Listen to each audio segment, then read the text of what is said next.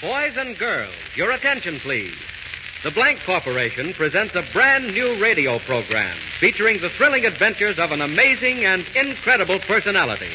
Faster than an airplane, more powerful than a locomotive, impervious to bullets. Up in the sky! Look! It's a giant bird! It's an airplane! It's Superman!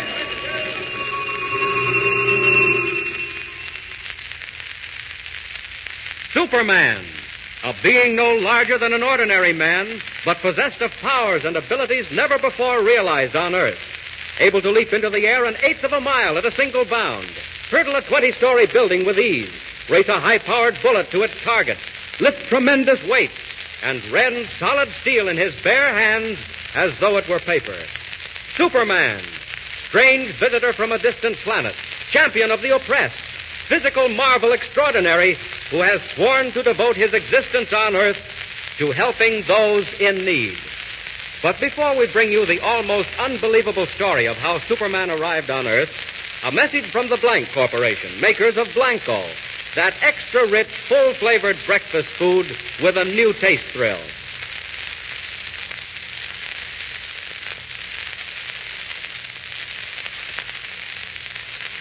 Now for the story of Superman. And as it begins, we ask you to come with us on a far journey, a journey that takes us millions of miles from Earth, where the planet Krypton burns like a green star in the endless heavens. Here civilization is far advanced. It has brought forth a race of supermen, men and women like ourselves, but advanced to the absolute peak of human perfection. As we near Krypton, we see high walls and gleaming turrets. We approach the magnificent Temple of Wisdom. There, in a great hall, Jor-El, Krypton's foremost man of science, is addressing a meeting of the planet's governing council. Attention, gentlemen. Attention. Jor-El speaks. Members of the council, I have completed my solar calculations, and much as I dread uttering these words, I have come to the conclusion Krypton is doomed.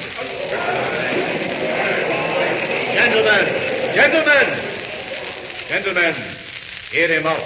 These internal quakes we have been experiencing, these volcanic eruptions, tidal waves, gas escaping from giant craters, all point to only one thing. Krypton is utterly and finally doomed. One moment, gentlemen. One moment. There is no cause for anxiety. I am certain Jor-El has made a mistake. True, we have had a few minor quakes and eruptions, but nothing very serious. There must be some error in your calculations, Jor-El. No, there is no error, Roseanne. I only wish there were. The sun is gradually drawing Krypton closer to it. Within a month, possibly only a week, the gravitational pull will be so tremendous that Krypton will not be able to weather the strain. And then our planet will explode like a giant bubble, destroying every living thing on it. Assuming for the moment, Jor-El, that what you say is true, how are we to avoid it? What can we do to stop it? There is only one way. As you all know, I have been working on a spaceship designed for interplanetary travel. With time and united effort, we might transport the entire population of Krypton to another world. Impossible. Where would we go? To the Earth. My studies tell me the atmosphere of the Earth is very nearly the same as our own. You have been working too hard, Jor-El. You need a rest. Now, believe me, we have the utmost respect for your knowledge and integrity, but this is carrying it too far. Planets as large as Krypton do not explode, Jor-El. Do you hear that? It is the forewarning of doom. Every moment is precious now. Threats like that of sounding the death knell of Krypton. It will happen, and happen soon. When the last great eruption comes... When it comes, Jor-El, it shall find us all ready. If Krypton is to die, we shall die with it. The parting would be much too severe. All right. Laugh if you like, Roseanne. And you, members of the council. I have no time to laugh. My wife, Lara, and my infant son are dear to me. It is not my wish to stand by and see them destroyed. Laugh, all of you. But a time will come, and that time is perhaps very close at hand, when you will wish you had heeded the words of Jor-El. Now you think me a fool. But remember what I have said, gentlemen. When Krypton is shattered into 1,000 million stars, when the glorious civilization we have built is no more, when you and your families are swept from the face of Krypton like dust. Order! Order, gentlemen. Order. You have heard Jor-El speak. Is it your wish that we devote time and money to the building of spaceships for the transportation of Krypton's population to another planet? No! I am sorry, Jor-El. The Council has spoken. Yes, and signed the death warrants of every living thing on Krypton. Well, I have done my best to convince you. Now all that remains for me is to proceed with my own means of salvation. My own spaceship to save the lives of those near and dear to me. As for the rest of you, may the gods have mercy on your souls.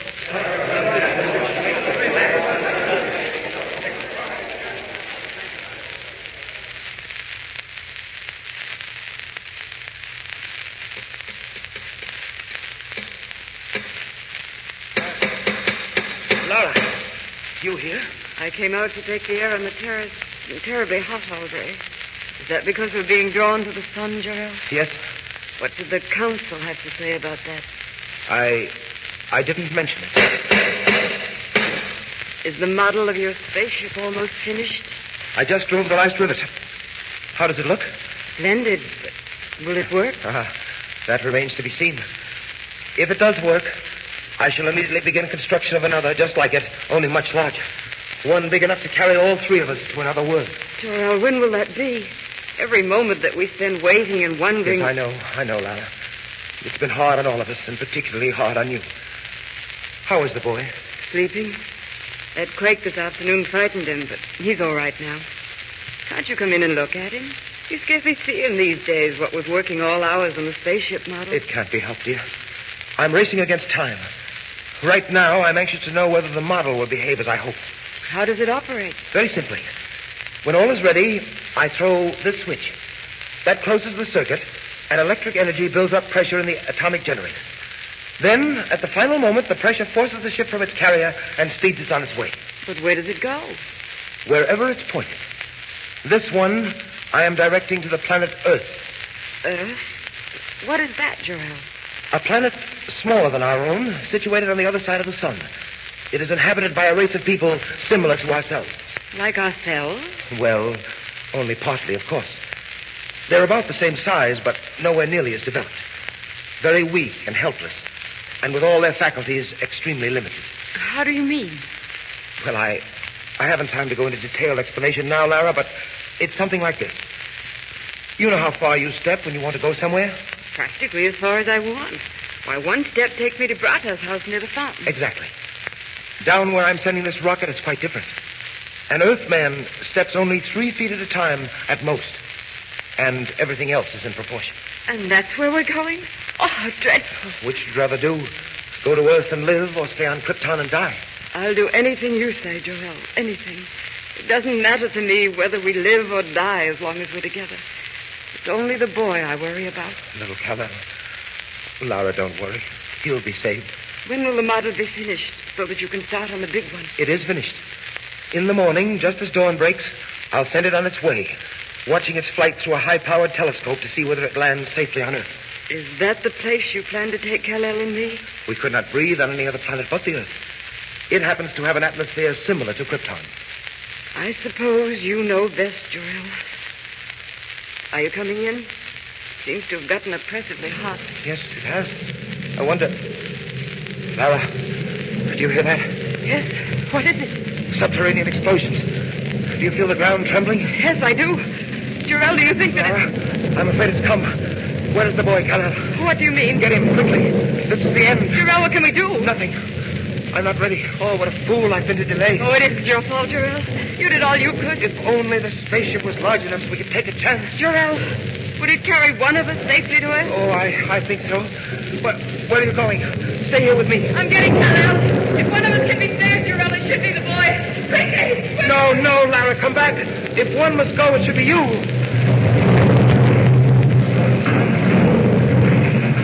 Here he is, Jarrell. Still asleep. Goodbye, Kal-El. Oh, please, Lara. No, Jarrell, listen to me. We both stay here. Kal-El goes in the spaceship. If there is a chance, Jarrell, one little chance, I want it for my son. Maybe you're right, Lara. Jarrell, look. The sky is fiery red. The mountains. Look, the mountains are falling in. Oh, Jarrell, what's happening? The end of Krypton, Lara. Just as I foretold. This is the last great quake. Jarrell, there's an explosion. Quick, give me the boy. Kal-El. What are you doing, Jarrell? Opening the door, putting in the fire. Jarrell, the house is swaying. Breaking apart. Oh, look, Jarrell. There, he's safe inside. Now for the switch. Stand back, Lara. Oh, Jarrell, will he reach the Earth? Only the gods know. But there's a chance. The only chance. Stand back, Lara. I'm throwing the switch. Oh, Jarrell, it's getting dark. I can't see. What happened? It's fire. Smoke from the center of the planet. Not much time now. Hold me, Jarrell. Has the spaceship gone? No, not yet. Waiting for pressure. We may have been too late. If it doesn't work up soon... Lara, it's off. It's on its way. Jarrell, where are you? Here, get beside you, Lara. Listen, can you hear me? Our boy, Kal-El. Our son, Lara. He's on his way. On his way to Earth.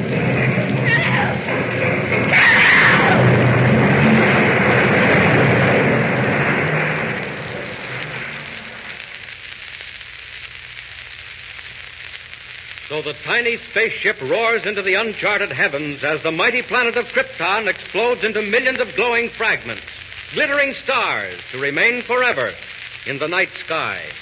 Jor-El and Lara, devoted parents of the tiny boy, perish in the giant quake that destroys Krypton.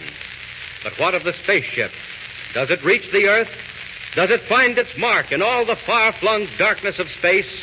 Tune in tomorrow and follow the story of...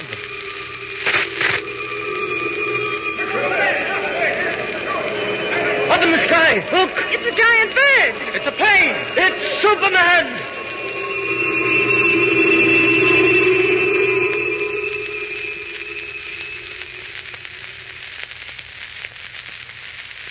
Superman.